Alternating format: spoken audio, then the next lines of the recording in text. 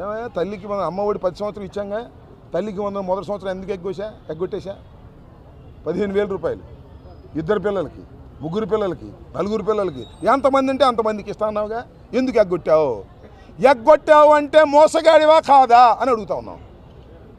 పేర్లు మాత్రం బ్రహ్మాండంగా మార్చావు, పథకాలు మాత్రం మొదటి సంవత్సరం ఎగ్గొట్టేసి ప్రజలకు అన్యాయం చేసినటువంటి నువ్వు ఇవాళ రైతుల గురించి మనం మాట్లాడుతున్నాడు. అన్నదాత సుఖీభవ రిలీజ్ చేసేటప్పుడు నేను ఎంతకాలం ఏదో తప్పు కొద్దిగా పొరపాటు కూడా మాట్లాడాను, నేను ఎంతకాలం ఉన్నంతకాలం రైతులకు భరోసా నేను అన్నాడు. నువ్వు ఉంటేనే నాశనమయ్యా. నీ కాలు పెడితేనే పంటలకు గిట్టుబాటు ధర రాదు, నీ కాలు పెడితేనే పంటలు సరిగా పండవు, నీ కాలు పెడితేనే ఎరువులు సక్రమంగా అందవు. ఇవాళ పరిస్థితి ఏంటండి? ఇవాళ రాష్ట్రంలో రైతాంగం ఎరువులు వేసే సమయం వచ్చింది, వర్షాలు పడ్డాయి, పంటలకు విత్తుకున్నారు, ఎరువులు వేయాల్సిన పరిస్థితి ఉంది, యూరియా వాడకం చేయాలా, అందుతుందా యూరియా?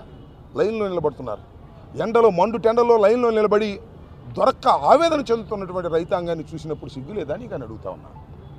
అదేమంటే సింగపూర్ వెళ్ళి అంట రైతులను గాలికి వదిలేశాడు, సింగపూర్ వెళ్ళి అమరావతి కడతా అంట, అక్కడ బొమ్మన్నారు, తిరిగి టపాలు తిరిగి వచ్చేసాడు.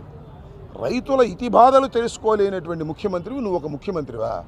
నీకు 14 సంవత్సరాల అనుభవం ఉంటే మాత్రం ఏమి లాభం? నేను రేపలు వెళ్ళా, వరకుటి అశోక్ బాబు వేమూరు నియోజకవర్గానికి చెందినటువంటి నాయకుడు నిరాహార దీక్ష చేస్తున్నాడు. ఏంటో తెలిసే ఇష్యూ, 7 కిలోమీటర్లు బట్టిప్రోలు నుంచి కనగాల వరకు 7 కిలోమీటర్లు డ్రైన్లో గుర్రపు డెక్క వచ్చేసింది, అది మునిగిపోతుంది.